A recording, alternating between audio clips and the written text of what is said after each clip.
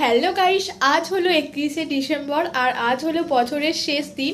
আর বছরের শেষ দিনে মাসি কিন্তু আজকে সবার জন্য নিজের হাতে মাংস রান্না করছে। এখন কিন্তু এখানে রান্না হচ্ছে আর এই যে মাসি কিন্তু এখানে রান্না করছে আর দিদা এখানে বসে আছে। হ্যাঁ, আর এইদিকে হচ্ছে এখন ভাত তো প্রায় হয়ে গেছে, আর হচ্ছে মাসি ওদিকে এখন মাংসটা করছে আর আমি একটু দিদার সাথে বসে বসে গল্প করছিলাম। আর দেখো রান্না হয়ে যাওয়া মাত্রই তো আমরা সবাই মিলে বসে গেছি খেতে। তো এই শীতের রাতে মাসির হাতের গরম গরম ভাত আর ঝাল ঝাল চিকেন কষা দেখে আর কি ওয়েট করে থাকা যায় বল। তো এখন বাজে হচ্ছে রাত 11:30।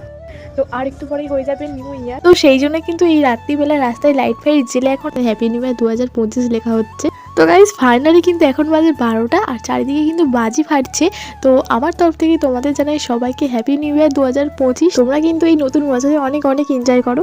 তারপর তো আমরা সবাই মিলে 12টার সময় কেক কেটে নিউ ইয়ার সেলিব্রেট করছিলাম। তারপর এই যে আমার দিদাটাকে একটু কেক খাইয়ে দিলাম।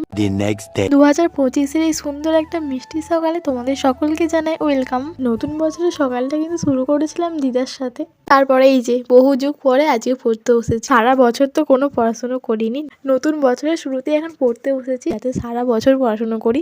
অনেকেই বলে যে বছরের প্রথম দিনে যেটা করবো সারা বছর নাকি সেটাই করা হয়। এটা কি আদৌ সত্যি? তোমরা কে কে এই ব্যাপারটা জানো আমাকে কমেন্ট করে জানাবে তো। তারপর তো আজকে মাসি আরে সকাল সকাল রেডি হয়ে এখন যাচ্ছে দক্ষিণেশ্বরে মায়ের কাছে পুজো দিতে। আর এই যে এই পুচকেগুলো এখন এসেছিল নিউ ইয়ারে উইশ করতে। আর আজকে তো সকাল সকাল স্নান টান সেরে পুজো করে নিয়েছি। আর এই যে আমাদের গোপুসোনাকে দেখো আজকে কত মিষ্টি লাগছে। তো তারপর তো জোর কদমে রান্না বান্নার প্রস্তুতি নিয়ে নিয়েছি, কারণ আজকে তো রান্নার দায়িত্বটা পুরোপুরি আমার উপরেই ছিল। তো সেই জন্য তো আজকে তাড়াতাড়ি রান্না বান্না বসিয়ে দিয়েছিলাম। আর আজকে কিন্তু আমি আর দিদা মিলে ছাদেই দুপুরের লাঞ্চটা করব। আর হ্যাঁ, আজকে কিন্তু আমাদের দুপুরের লাঞ্চের মেনুতে অনেক কিছুই ছিল। তো দিদা কিন্তু এখানে অলরেডি খেতে শুরু করে দিয়েছে। তো চলো আমিও শুরু করি। তো সবার শেষে কিন্তু খেলাম চাটনি আর পাঁপড়, যেটা কিন্তু আমার অনেক পছন্দের একটা খাবার। তো গাইস এখন তো প্রায় বিকেল বিকেল হয়ে গেছে আর বিকেলে কিন্তু দিদা বাগান থেকে অপরাজিতা ফুলগুলো তুলে এনে দিয়েছিল। কিন্তু কি আর বলবো, ওই কটা ফুল কাটতেই আমার সন্ধে হয়ে গিয়েছিল।